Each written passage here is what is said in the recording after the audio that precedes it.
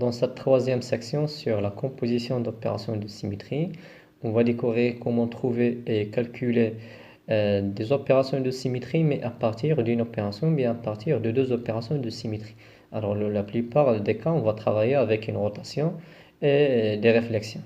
Alors, tout d'abord, on va commencer par étudier la commutativité entre une rotation et une réflexion. La proposition, une rotation C1 commute avec une réflexion de type sigma h. C'est-à-dire que C1 fois sigma h, c'est C1, sigma h fois C1. Cela signifie que, quelle que soit la rotation C1, étant donné une réflexion de type sigma h par rapport à cette rotation C1, donc on a toujours la commutativité entre cette rotation C1 et sigma h. Ça veut dire que soit on commence par calculer donc C1 fois sigma h, ou bien par sigma h fois C1, donc il s'agit de la même chose. Alors pour montrer donc ce résultat, on va choisir d'une façon convenable donc un repère au x, y, tel que C1 devient donc la rotation de pi sur n autour de l'axe OZ. Et ce choix juste pour donner donc la matrice de cette rotation C1. Et donc sigma h devient la réflexion par rapport au plan OX, Y. Je rappelle que sigma h, donc c'est la réflexion par rapport à un plan qui est perpendiculaire à l'axe de la rotation. Alors, d'après les définitions, donc on a déjà traité sur les matrices et les représentations matricielles de quelques opérations de symétrie. Donc, puisque l'angle de la rotation C1, C2 pi sur 1, donc la matrice qui représente la rotation C1 est de la forme suivante. Donc, cosinus de pi sur 1, moins sinus de pi sur 1, 0, sinus de pi sur 1, cosinus de pi sur 1, 0, et 0, 0, 1. Et la réflexion sigma h, donc apport matrice 1, 1, moins 1 dans la diagonale, et 0 pour les autres éléments. Alors, un produit matriciel simple montre que donc, C1 fois sigma h, c'est sigma h fois C1, puisque la matrice de sigma h est très simple, qui contient que 1, 1 et moins 1 dans la diagonale. Donc, le produit matriciel est immédiat, donc il n'y a pas de problème dans les calculs. Et ces calculs montrent que donc on peut permuter donc soit la rotation C1 avec sigma h, donc c'est la même chose. Donc voilà le premier résultat de cette commutativité. Donc toujours, je vous rappelle que toujours C1 commute avec sigma h. L'exemple suivant montre qu'une rotation C1 ne commute pas en général avec une réflexion de type sigma V. Donc on a vu dans la proposition précédente qu'on a toujours la commutativité entre une rotation C1 et sigma h. Mais ce n'est pas le cas entre une rotation C1 et sigma V. Donc voilà un contre-exemple.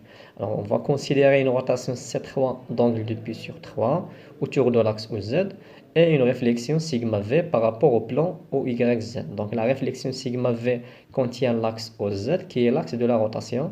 Donc c'est bien une réflexion de type sigma V. Alors on trouve les représentations matricielles suivantes. Donc pour C3, on a cosinus de pi sur 3 moins sinus de pi sur 3, 0. Dans la deuxième ligne, sinus de pi sur 3, cosinus de pi sur 3, 0. Et dans la troisième ligne, 0, 0, 1. Donc après les calculs, on trouve donc moins 1 demi, moins la racine de 3 sur 2, 0. La racine de 3 sur 2, moins 1 demi, 0. Et 0, 0, 1. Alors, il s'agit de la matrice qui représente la rotation C3. Ensuite, la matrice qui représente la réflexion sigma V, donc elle est de type donc moins 1, 1, 1 dans la diagonale et 0 pour les autres. Donc le produit matriciel, donc on va commencer par la rotation C3 fois sigma, donc est égal la matrice de la rotation C3 fois la matrice de la rotation sigma V. Et donc après les calculs, on trouve dans la première ligne donc 1 demi moins la racine de 3 sur 2, 0. Moins la racine de 3 sur 2, moins 1 demi, 0. 0, 0, 1. Donc ça, c'est le résultat de la composition de la rotation C3 avec la réflexion sigma V. Ensuite, on va changer. On va commencer par la réflexion sigma V, ensuite la rotation C3. Alors, sigma V fois C3 est égal. Donc, la matrice de la réflexion sigma V qui est moins 1, 1, 1 dans la diagonale et 0 partout, et fois la matrice de la rotation C3. Donc, un produit matriciel nous donne donc 1 demi, la racine de 3 sur 2, 0. La racine de 3 sur 2, moins 1 demi, 0, 0, 0, 1. Donc, en comparant cette matrice avec la précédente, donc il y a une différence au niveau de la deuxième ligne, par exemple, le premier élément de la deuxième ligne. Donc, lorsqu'on a commencé par C3, ensuite sigma V, on a trouvé comme premier élément dans la deuxième ligne, moins la racine 3 sur 2. Mais lorsqu'on a changé et commencer par sigma v, on a trouvé la racine de 3 sur 2.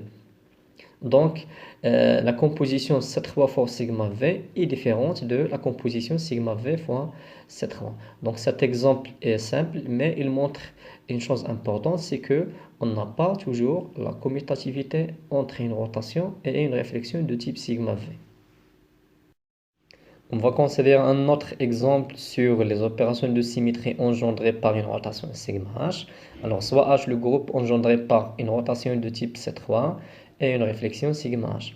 Alors, on sait que donc, C3 à la puissance 3 c'est E, sigma h au carré c'est E, et C3 fois sigma h est égal à sigma h fois C3, ça c'est toujours. Donc, une rotation commute toujours avec une réflexion de type sigma h.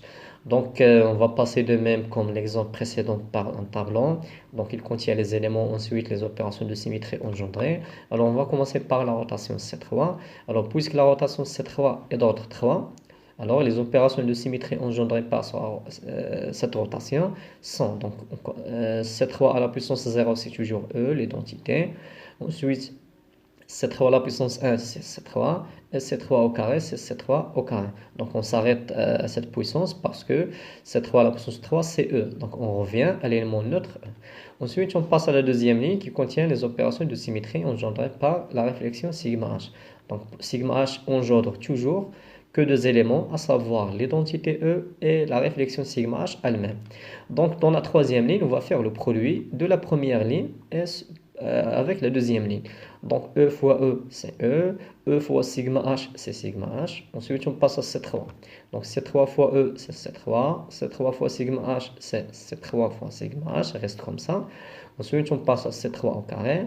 Donc C3 au carré fois E, c'est C3 au carré. Et finalement, C3 au carré fois sigma h, c'est C3 au carré fois sigma h. Donc ce sont les opérations de symétrie engendrées par la rotation C3 et la réflexion sigma h. Donc le groupe H qui est engendré par C3 et sigma H contient donc sa structure est de la forme donc E, sigma H, C3, C3 sigma H, C3 au carré, C3 au carré fois sigma H. Et il s'agit d'un groupe qui est d'ordre 6. Donc voilà la façon de trouver toutes les opérations de symétrie engendrées par une rotation et une réflexion de type sigma H. Dans la suite, on va voir la composition d'une rotation avec elle-même. Ça veut dire quelles sont les autres rotations obtenues ou bien engendrées à partir d'une seule rotation de type C1. Alors, c'est l'objet de la proposition suivante. Alors, une rotation C1 est d'ordre n. Cela signifie que la rotation C1 à la puissance n, c'est l'identité E. Alors, en particulier, le groupe engendré par C1 est un groupe cyclique qui est de la forme. Donc E, c'est la rotation C1 à la puissance 0, ensuite C1, ensuite la rotation C1 au carré, donc jusqu'à la puissance C1 n-1. Ça veut dire on s'arrête à l'élément C1 à la puissance 1-1, parce que 1 c'est l'ordre de la rotation C1. Donc C1 à la puissance 1, c'est E, ça veut dire on revient à l'élément 1, c'est pour ça que le mot cyclique, donc on obtient une boucle infinie. Donc à chaque fois on atteint donc la puissance 1, on revient au premier élément qui est l'identité. Donc voilà les opérations de symétrie qui sont de type rotation engendrées par une seule rotation C1. Dans l'exemple suivant, on va dégager et calculer toutes les opérations de symétrie de type rotation engendrées par une seule rotation C6. Alors on va prendre l'exemple de la molécule C6H6. Je vous rappelle que cette molécule possède une rotation C6 et donc les opérations de symétrie engendrées par cette rotation sont les rotations suivantes. Donc C6 à la puissance 0, c'est E, c'est toujours l'identité E. Ensuite C6 à la puissance 1, donc c'est la rotation elle-même, C6. C6 à la puissance 2, donc une puissance d'une rotation. Pour calculer cette rotation, n'est rien d'autre que le produit de cette puissance avec l'angle de la rotation. Dans cet exemple, c'est 2 fois 2π sur 6. On simplifie avec 2. Donc il ne reste que 2π sur 3. Ça veut dire que la rotation, c'est 3. Donc on a calculé C6 au carré. On a simplifié les calculs et on a trouvé à la fin la rotation, c'est 3. Alors on continue. Et la puissance 3. Donc C6 à la puissance 3, c'est la rotation d'angle. Donc 3 fois 2π sur 6. On simplifie avec 2. Donc il nous reste la rotation C d'angle de π sur 1. Et ceci signifie que c'est la rotation C2. Donc on a calculé C6 à la puissance 3. Après simplification, on a trouvé C2. Alors on continue à la quatrième puissance. Donc C6 à la puissance 4, c'est la rotation d'angle 4 fois 2π sur 6. Alors après simplification, on trouve la rotation C d'angle 4π sur 3. Donc elle reste comme ça. Donc on ne peut pas simplifier cette notation parce qu'on n'a pas une écriture de la forme donc 2π sur un entier. Donc on a 4π sur 3 et 4 ne se simplifie pas avec 3. Donc on garde cette notation comme ça. Donc c'est la rotation C d'angle 4π sur 3. Et finalement, donc la puissance 5, parce que C6 est d'ordre 6, donc on s'arrête jusqu'à la puissance 5. Donc C6 à la puissance 5, donc c'est la rotation, c'est d'angle 5 fois 2π sur 6. Et de même, on n'a pas de simplification à faire, donc on garde la rotation d'angle 10π sur 3. Donc voilà les calculs des premières puissances de cette rotation. Donc le groupe engendré qui est cyclique, donc le groupe cyclique engendré par cette rotation C6 est de la forme suivante. Donc il contient E, la rotation C6, C6 au carré, C6 à la puissance 3, C6 à la puissance 4 et le dernier élément c'est C6 à la puissance 5. Donc en particulier les d'ordre 6. Donc voilà la façon de, oui, un exemple pour calculer donc toutes les rotations engendrées par une seule rotation. Et maintenant, on va traiter les opérations de symétrie engendrées par une seule rotation impropre S1. Donc on a vu les opérations de symétrie engendrées par une rotation normale C1, mais cette fois-ci, on va étudier donc les opérations de symétrie engendrées par une rotation impropre. Alors, on rappelle qu'une rotation impropre S1 est la composition d'une rotation C1 et une réflexion sigma H. C'est-à-dire que S1 n'est rien d'autre que sigma H fois C1. Et on a vu aussi que on a la commutativité entre la réflexion sigma H et la rotation C1. Donc, pour tout entier K, on a S1 à la puissance K, c'est sigma H à la puissance K fois la rotation C1 à la puissance K. Ça d'une part. D'autre part, puisque sigma H il est d'ordre 2, donc la puissance sigma H à la puissance K ne donne que deux cas. Soit K il est pair, dans ce cas-là sigma H à la puissance K qui est un nombre pair nous donne l'identité parce que sigma H au carré c'est E. Le deuxième cas c'est lorsque K est un entier impair. Dans ce cas-là sigma H à la puissance K nous donne que sigma H tout simplement. Donc la puissance d'une rotation impropre S1 à la puissance K soit nous donne donc sigma H fois C1 à la puissance K soit nous donne que C1 fois C1 à la puissance K. Proposition, alors considère une rotation impropre S1. Alors on va distinguer deux cas. Alors C1 est pair. Alors la rotation impropre S1 est d'ordre 1, c'est-à-dire que S1 à la puissance 1 c'est E. En particulier, le groupe cyclique engendré par cette rotation impropre S1 est de la forme suivante. Donc c'est E, S1, S1 au carré jusqu'à S1 à la puissance N-1. Donc voilà le premier cas lorsque 1 est pair. Le deuxième cas, C1 il est impair, alors la rotation impropre S1 est d'ordre de 1. Donc voilà, donc ce cas-là est différent du cas précédent. Donc dans ce cas-là, donc la rotation impropre S1 devient d'ordre de 1 et de plus, elle engendre les mêmes opérations de symétrie engendrées par la rotation C1 et la réflexion sigma H. Cela signifie que lorsque 1 il est impair, donc on n'obtient pas de nouveaux résultats, c'est que les opérations de symétrie qu'on va obtenir à partir d'une rotation impropre S1 sont les mêmes opérations de symétrie obtenues à partir d'une rotation C1 et sigma H. Donc en général, lorsqu'on veut étudier les opérations de symétrie engendrées par une rotation impropre, on s'intéresse que lorsque l'entier n est pair, ça veut dire la rotation impropre d'ordre un entier pair. Donc pour les cas impairs, ce sont les mêmes cas engendrés par donc une rotation et une réflexion. Donc dorénavant, lorsque la rotation impropre S1 est d'ordre pair, ça veut dire n est un nombre pair, donc on s'intéresse aux opérations de symétrie engendrées par cette rotation impropre. Et commençons par un exemple sur les opérations de symétrie engendrées par une rotation impropre S4. On a pris ce cas simple avec 4 un nombre pair. Alors les opérations de symétrie engendrées par S4 sont donc S4 à la puissance 0 qui est l'identité E. S4 à la puissance 1 c'est la rotation impropre elle-même S4. Et on rappelle qu'il s'agit de la réflexion sigma H composée avec la rotation C4. Ensuite, la puissance suivante, c'est S4 au carré.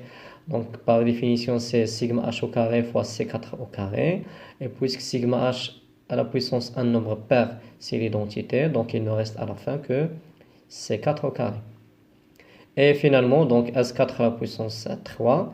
Donc, parce que S4 c'est d'ordre 4, donc on s'arrête à la puissance 4 moins 1, ça veut dire la puissance 3. Donc S4 à la puissance 3, c'est sigma h à la puissance 3 fois C4 à la puissance 3. Et sigma h à la puissance un nombre impair, c'est la réflexion elle-même sigma h. Donc il ne reste à la fin que sigma h composé avec C4 à la puissance 3. Donc voilà les 4 opérations de symétrie engendrées par cette rotation impropre S4. Alors on va comparer ce résultat avec les opérations de symétrie engendrées par C4 et sigma h. Alors comme on a déjà fait, comme on a déjà fait dans les cas précédents, on va se baser sur le tableau pour dégager toutes les opérations de symétrie engendrées par la rotation C4 et la réflexion sigma h. Alors voilà l'élément C4, donc il engendre la rotation donc E, C4, C4 au carré, C4 à la puissance 3. Ensuite la réflexion sigma h engendre toujours E et sigma h.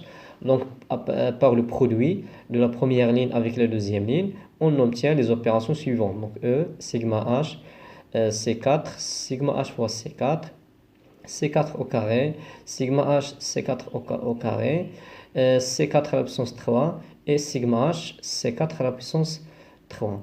Donc voilà les opérations de symétrie engendrées par la rotation C4 et la réflexion sigma h. Donc on n'a pas obtenu les mêmes opérations de symétrie engendrées par la seule rotation impropre S4. Donc pour S4, elle engendre 4 opérations de symétrie, alors que pour C4 et sigma h, on a obtenu donc 2, 4, 6 et 8. Donc on a obtenu en total donc 8 opérations de symétrie engendrées.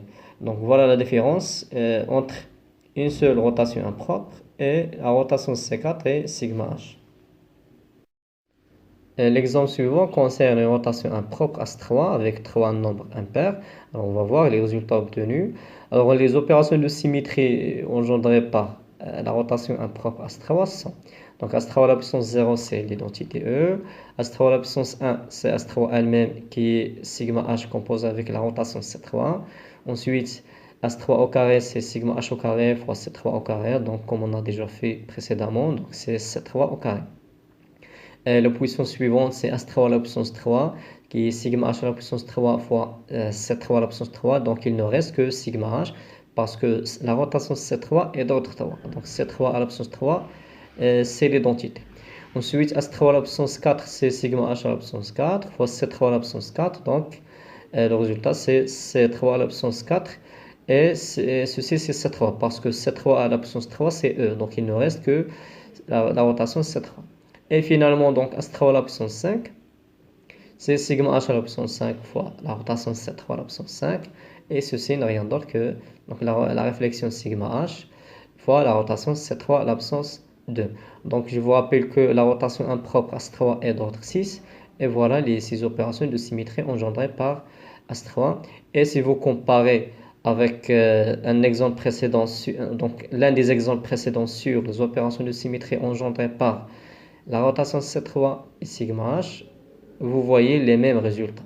Donc ces opérations de symétrie qu'on a vues ici, engendrées par la rotation impropre S3, sont les mêmes opérations de symétrie engendrées par C3 et sigma h.